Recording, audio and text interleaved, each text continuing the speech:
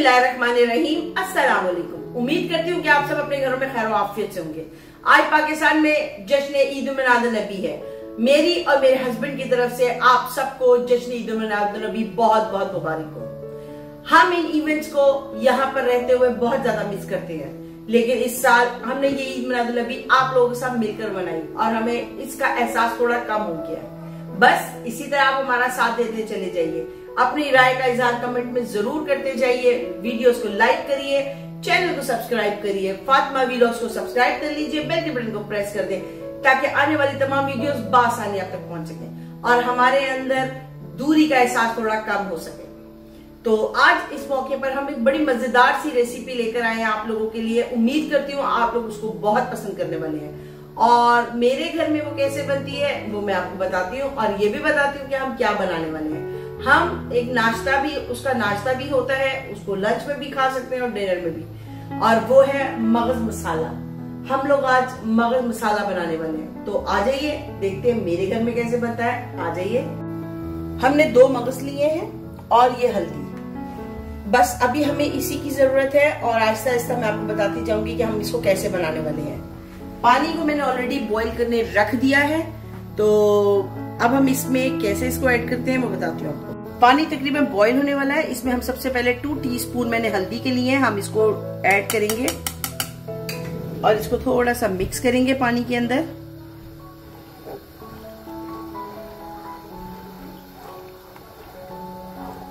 ये लीजिए, ये अच्छी से मिक्स हो गई। अब हमने 2 मगज लिए, 1 बाय 1 हम एक एक मगज को उठाएंगे और पानी के अंदर रखते चले जाएंगे।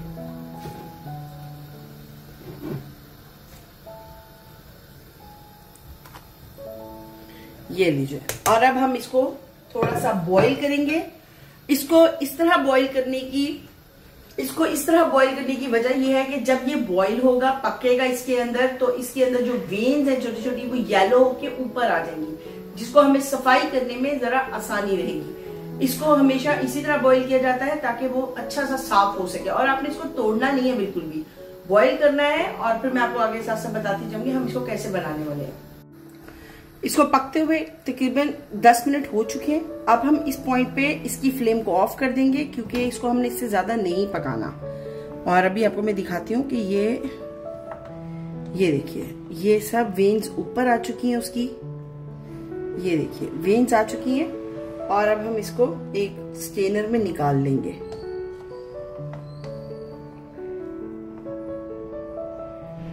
ये देखने में, करने में जितना मुश्किल लगता है इतना है नहीं और बनने में बहुत मजे का है और इसको आप लोगों ने जरूर अपने घर में बनाना है। इसको निकालेंगे हम।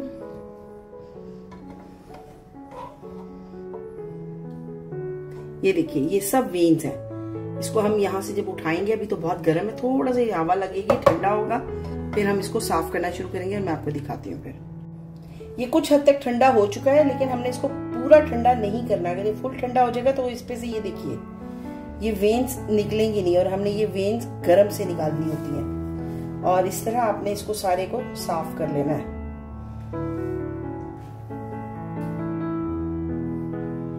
ये देखिए रहा होगा कि जहां से मैंने वेन्स निकाल रही हूँ वो जगह कैसी क्लियर होके सामने आपकी आ रही है। ये कवर जो है, हमने इस कवर को सारे को साफ कर लेना है। देखिए मगज हमने साफ कर लिया है। ये देखिए कैसा व्हाइट हो गया, ऊपर से आपने सारा उतार लिया है। और अब हम इसकी ग्रेवी बना लेते हैं। तो आज ये पैन मैंने ऑलरेडी रख दिया है गर्म होने के लिए। जैसे मैंने बताया ग्रेवी के लिए हमने पैन मैंने रख दिया है ताकि वो थोड़ा गर्म हो जाए। जब तक मैं आपको बताती हूँ कि हम इसमें क्या डालने वाले हैं। मैंने तकरीबन ये 3 टमाटर लिए हैं जिन्हें चॉप कर लिया है, 1 प्याज लिया है, इसको चॉप कर लिया। मसाला बहुत ज्यादा हम नहीं बनाने वाले। 2 टीस्पून के करीब लहसुन अदरक का पेस्ट है, थोड़ा सा गरम मसाला है जिसमें 1 बादियान है, हाफ दालचीनी है, थोड़ी सी काली मिर्चें हैं, थोड़े से लौंग है और 2 बड़ी इलायचियां हैं। यहाँ पे हमने लिया है 1 टीस्पून जीरा और हाफ टीस्पून कलौंजी का। ये है 1 टीस्पून नमक, हाफ टीस्पून इसमें मैंने लिया है लाल मिर्चें और हाफ टीस्पून मैंने लिया पापरिका पाउडर। 1 टीस्पून हमने हल्दी ली है और हाफ टीस्पून जीरा पाउडर लिया है। चलते हैं ग्रेवी की तरफ। तो हम इसमें सबसे पहले ऑयल ऐड कर लेते हैं।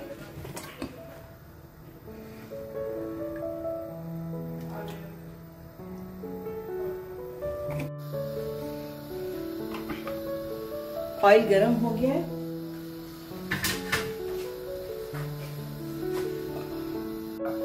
ऑयल अच्छा सा गरम हो गया। अब इसमें मैं ये लहसुन अदरक का पेस्ट ऐड कर दूंगी। ये 2 टेबलस्पून के करीब है। तो फ्राई करेंगे और साथ ही हम इसमें ये जो ब्रेन है इसको हम ऐड करेंगे, ताकि इसको थोड़ा सा हम फ्राई करेंगे इसके साथ। और इसमें हम इस पॉइंट पे थोड़ा सा नमक भी ऐड करेंगे। आपने ज़्यादा इसको घुमाना नहीं है, चलाना नहीं है, बस 1-2 दफ़ा हम चलाएंगे इसको। इसको हम अच्छा सा फ्राई कर लेंगे और आपने इसे हाई फ्लेम पे फ्राई करना है।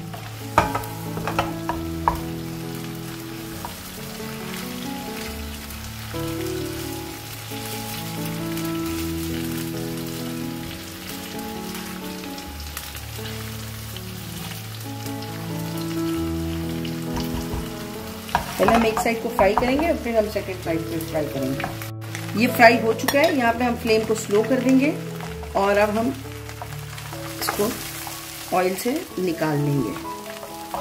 और ये देखिए, ये जब आप करेंगे तो ये टूटेगा भी नहीं।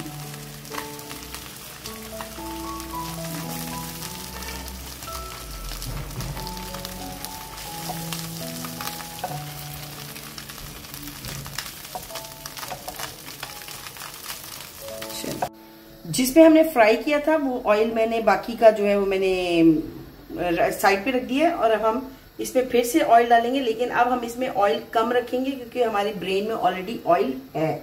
तो तकरीबन हम इसमें 1/2 कप के करीब ऑयल अब ऐड करने वाले हैं।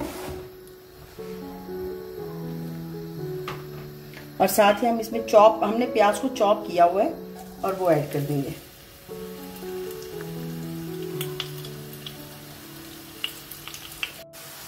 ये देखिए, प्याज हमारी कुछ ब्राउन होने वाली है, तो इसमें हम इस टाइम जीरा और कलौंजी ऐड कर देंगे ताकि वो भी फ्राई हो जाए साथ। ये देखिए, हमने प्याज को ज्यादा ब्राउन नहीं करना। इस पॉइंट पे मैं इसमें सबसे पहले लहसुन अदरक का पेस्ट ऐड कर दूंगी मसाला बनाने के लिए, जिसकी हमने करी बनानी है। इसको चलाएंगे साथ में इसमें थोड़ा सा पानी ऐड कर दूंगी। इसमें हम गरम मसाला ऐड करेंगे सबसे पहले, और गरम मसाले को थोड़ा सा हम पकाएंगे इसके साथ। हमने गरम मसाले को थोड़ा सा इसके साथ मसाले कर लिया। अब इसमें हम paprika powder, red chilli powder डालेंगे, हल्दी पाउडर डालेंगे, जीरा पाउडर डालेंगे। नमक मैं अभी ऐड नहीं करूंगी, नमक मैं आखिर में टेस्ट करने के बाद ऐड करूंगी क्योंकि हमने ब्रेन में ऑलरेडी नमक डाला हुआ है। अब हम इसको अच्छा सा भून लेंगे, थोड़ा थोड़ा पानी डाल के आपने मसाले को अच्छा सा भूनना है। ये देखिए, मसाला हमारा अच्छा सा भून चुका है। अब हमने इस पॉइंट में इसमें हम टमाटर ऐड कर देंगे। टमाटर को थोड़ा सा मिक्स करेंगे मसाले के साथ। ये देखिए, और इसमें हम तकरीबन 1/2 कप के करीब पानी डालेंगे और इसको स्लो फ्लेम पे पकने के लिए छोड़ देंगे। चलिए, अब हम टमाटर गलने के लिए इसको स्लो फ्लेम पे छोड़ देंगे। पकते हुए कम से कम 10 से 12 मिनट हो चुके हैं और अब हम इसको चेक करेंगे और मसाला हमारा, टमाटर गल चुके हैं। इस पॉइंट पे आप फ्लेम को हाई करेंगे और मसाले को अच्छा सा भूनेंगे ताकि मसाला, टमाटर, ये सब मिक्स हो जाए अच्छी तरह से।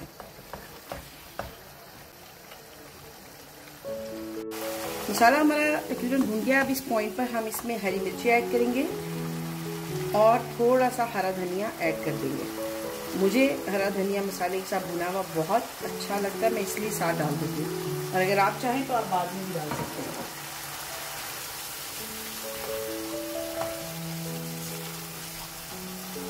ये देखिए, मसाला हमारा रेडी है और जो ब्रेन हमने फ्राई किया था अब हम उसको मसाले के अंदर ऐड कर देंगे। ये देखिए, और आपने इसको ज़्यादा हिलाना नहीं है। मैं इसको ऐसे मसाले को गिराऊंगी। मसाले को इसके ऊपर आप डाल दीजिए। ये देखिए, आपने इसको मसाले के अंदर अच्छा सा मिक्स कर दें। आपने इसको मिक्स करना है।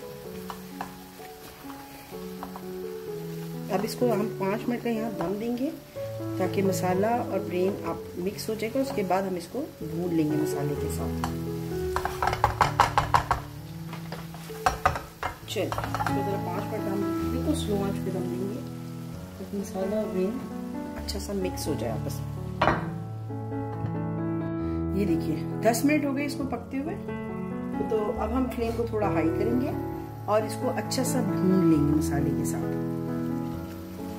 ये लीजिए, आपने अच्छी सी भुनाई करनी है इसकी।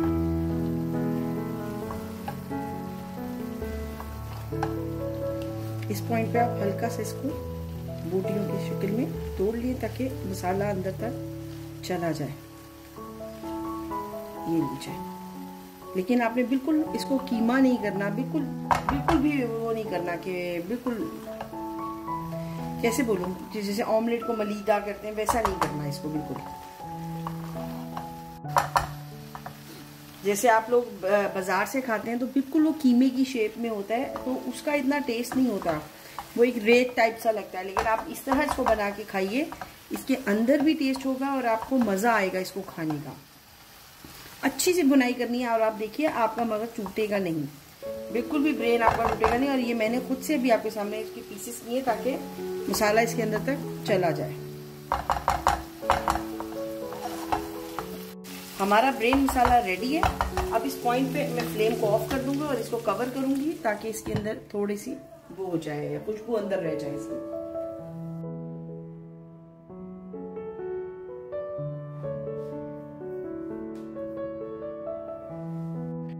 हमारा ब्रेन मसाला तैयार है। उम्मीद करती हूँ आपको रेसिपी पसंद आई होगी। इसका टेस्ट बहुत ही लजीज है, आपने इसको जरूर ट्राई करना है। घर वालों और फैमिली के साथ मजे से खाइए। दावत में भी आप इसको बना सकते हैं, रोटी से खाइए और साथ मजेदार सा सैलेड बना के आप इसको एंजॉय जरूर करिएगा। और बात आ जाती है वहीं पे कि प्लीज फातिमा व्लॉग को सब्सक्राइब कर लीजिए, बेल के बटन को प्रेस कर दे ताकि आने वाली तमाम वीडियोस बआसानी आप तक पहुंच सके। रेसिपी पसंद आए तो फ्रेंड्स एंड फैमिली के साथ शेयर कीजिए और कमेंट में अपनी राय का इजहार करना बिल्कुल मत भूलिएगा। इंशाल्लाह कल एक नई रेसिपी के साथ आपसे फिर मुलाकात होगी। आपने अपना बहुत ख्याल रखना है, दुआओं में हमें याद रखना है। तब तक के लिए अल्लाह हाफिज।